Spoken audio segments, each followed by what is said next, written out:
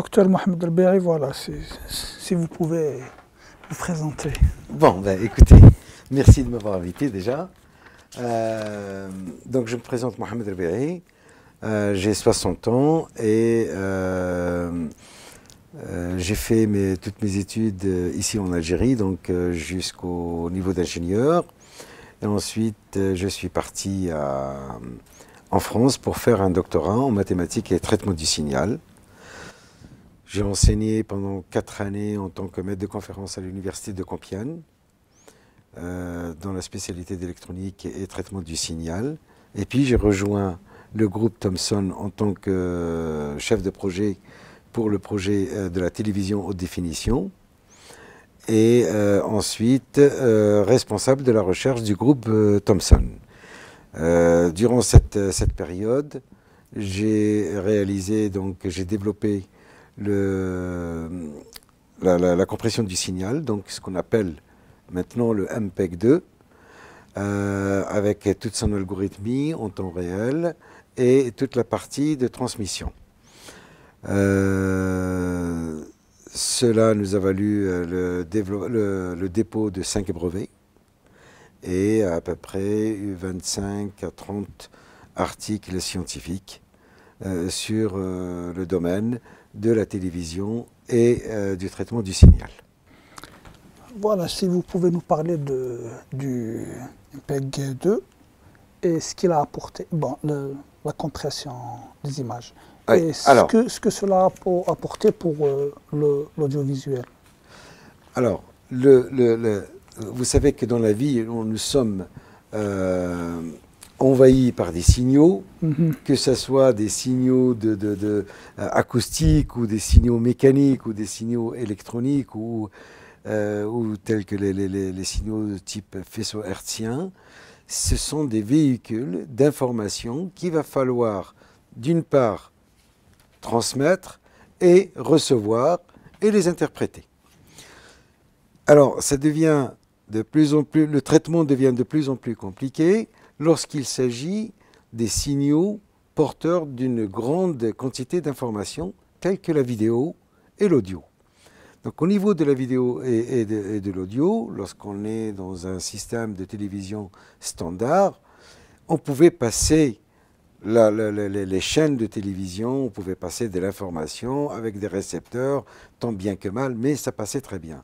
Mais dès que vous voulez augmenter la qualité, telle que par exemple la télévision haute définition, où maintenant on voit la prolifération des bouquets de programmes, c'est-à-dire plusieurs programmes, plusieurs chaînes sur un seul canal, il devient difficile de faire la transmission de ces signaux sans la dégradation de la qualité. Donc pour cela, il y a la technique qu'on appelle de compression. Et cette technique de compression, elle va permettre de réduire le signal tout en conservant la qualité et la même quantité d'informations.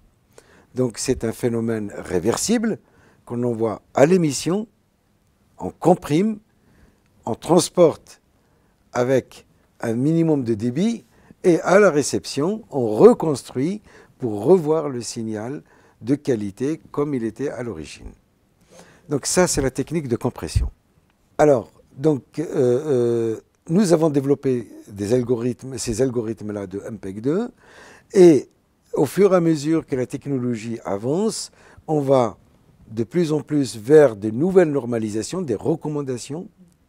Au fur et à mesure, donc on a commencé par le MPEG-1, le MPEG-2, actuellement le MPEG-4 ou le H264, et dans le futur, il va y en avoir d'autres, mais tout en garantissant la pérennité, donc la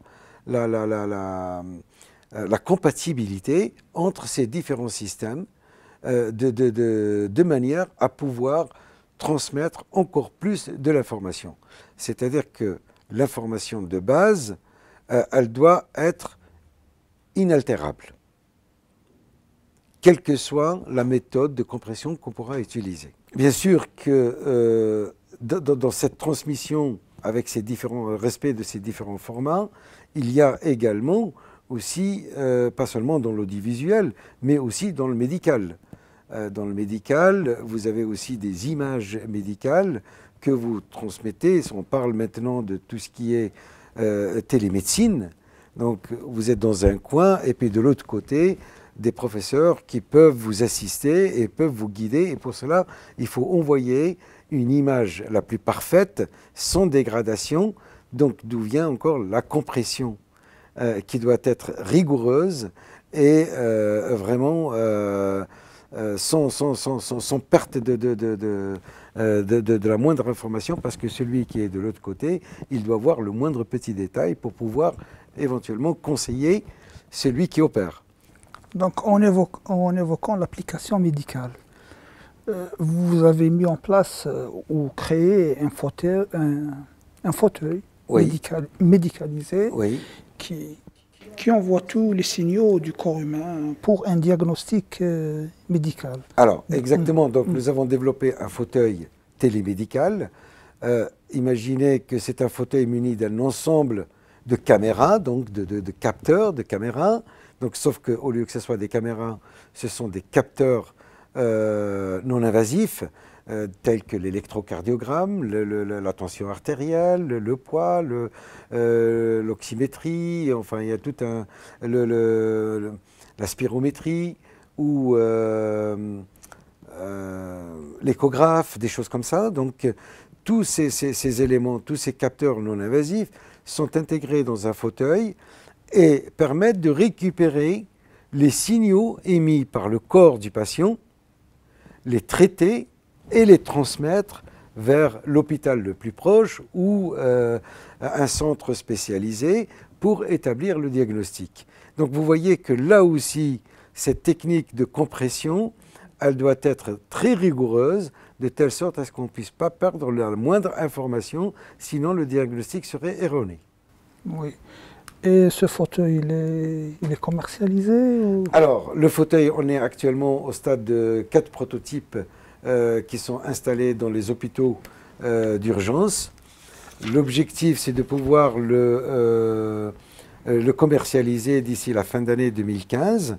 Et j'aimerais bien que le fauteuil soit fabriqué ici en Algérie et qu'on fasse cette fois-ci l'export en sens inverse. Pour une fois, on va inverser les rôles et j'espère qu'il y en aura d'autres qui vont pouvoir le faire. Concrètement, je suis à la recherche d'un industriel ici pour pouvoir produire le fauteuil et moi apporter la technologie et le réaliser. Ça sera Made in Algeria. La partie la plus importante, on va dire, dans ce type de relation, c'est qu'il faut qu'en Algérie, par exemple, qu'il y ait un lien très étroit entre l'université, l'université d'une part, et l'entreprise d'autre part. Pourquoi? Parce que l'université, elle peut effectivement, elle a le temps pour faire de la recherche et faire des développements et lancer des bases théoriques, et l'entreprise de l'autre côté, elle réalise, elle produit. Et donc il faut trouver cette adéquation, ce lien, ce trait d'union entre... Il faut l'encourager encore plus. Et j'espère que maintenant, avec l'expérience que j'ai eue en France en termes d'entrepreneuriat, j'aimerais maintenant faire ce transfert technologique à la fois au niveau des universités, par des recherches, par exemple, des sujets de recherche, des choses comme ça, et en même temps, des entreprises qui vont développer ces innovations pour en faire des produits commercialisables. Et en tout cas, je suis tout prêt, enfin je suis à la disposition pour pouvoir contribuer à cette évolution. Espérons que vous serez bientôt en Algérie. Merci beaucoup. Merci, docteur. Yartak Saha. Yartak Saha.